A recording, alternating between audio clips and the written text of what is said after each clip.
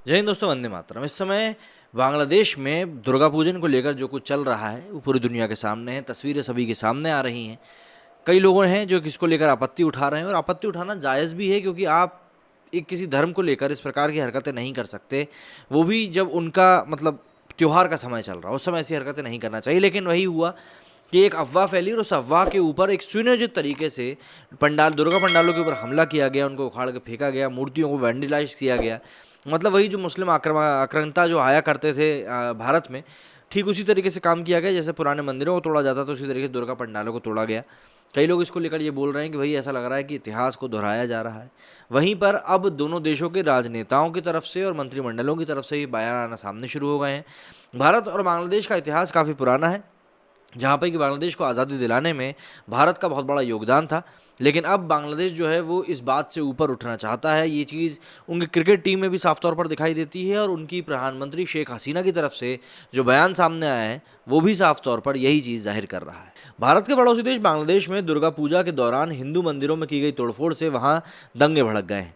इस बीच बांग्लादेश की प्रधानमंत्री शेख हसीना ने गुरुवार को कहा कि भारत को सुनिश्चित करना चाहिए कि धर्म के आधार पर फूट ना पड़े, क्योंकि भारत में होने वाली इस तरह की घटनाओं का असर बांग्लादेश पर पड़ता है और हिंदुओं पर हमले होते हैं। माना जा रहा है कि बांग्लादेश में हिंदुओं पर हुए हमलों के खिलाफ कार्रवाई के आदेश के बाद शेख हसीना ने भारत में होने वाली घटनाओं का जिक्र करके संतुलन बनाने की कोशिश करी है। हालांकि हिंदू मंदिरों और पूजा पंडालों पर हुए हमलों को उन्होंने भारत की किसी भी विशेष घटना से नहीं जोड़ा। शेख हसीना ने कहा कि जो लोग हमारे देश में 1975 के बाद सत्ता में आए, उन्होंने लोगों को विभाजित करने के लिए धर्म का इस्तेमाल किया। दुनिया में फैले आतंकवाद का हमारे देश पर भी बुरा प्रभाव पड़ा है। उन्होंने कहा कि इसका मुकाबला करना सिर्फ हमारी जिम्मेदारी ही नहीं, बल्कि भारत जैसे पड़ोसी देशों के लिए भी इसको सतर्क रहना चाहिए। भारत ने 1971 में मुक्ति संग्राम में हमारी मदद करी थी और उस समर्थन के लिए हम हमेशा उनके आभारी रहेंगे। गौरतलब है कि बांग्लादेश में दुर्गा पूजा के दौरान कुछ अज्ञात मुस्लिम उपद्रवियों ने हिंदू मंदिरों में तोड़फोड़ करी। इससे बने हालात को देखते हुए हसीना सरकार को 22 जिलों में अर्धसैनिक बलों की तैनाती करनी पड़ी है। मीडिया रिपोर्ट्स के मुताबिक गुरुवार को संघर्ष में 4 लोगों की मृत्यु हो गई और कई घायल भी हुए हैं। प्रधानमंत्री शेख हसीना ने कहा कि घटना के जिम्मेदार लोगों पर सख्त कार्रवाई की जाएगी। उन्होंने कमीला में मंदिरों और दुर्गा पूजा पंडालों पर हमला करने में शामिल दोषियों को सजा दिलाने का भी वादा किया है। उन्होंने कहा कि इससे कोई फर्क नहीं पड़ता कि हमला करने वाला किस धर्म से है, उन्हें बराबर सजा मिलेगी, ये बात तय है। वहीं इन मामलों को लेकर हिंदू धार्मिक नेताओं का कहना है कि ये सब साजिश के तौर पर किया गया है।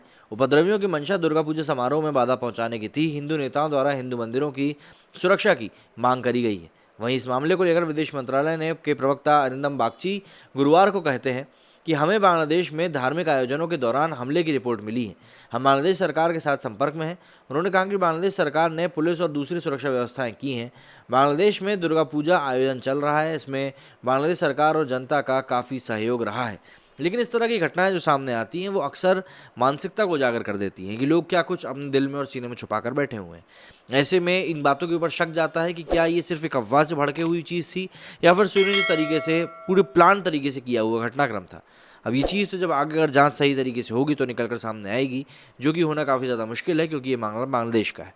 अब ऐसे में देखना होगा कि भारत सरकार इसको लेकर क्या कदम उठाती है और क्या जो शेख हसीना ने कहा है उसके ऊपर भारत में कुछ रिएक्शन देखने के लिए मिलते हैं। मेरे स्टूडियो में फिलहाल इतना ही। जय हिंद, जय भारत।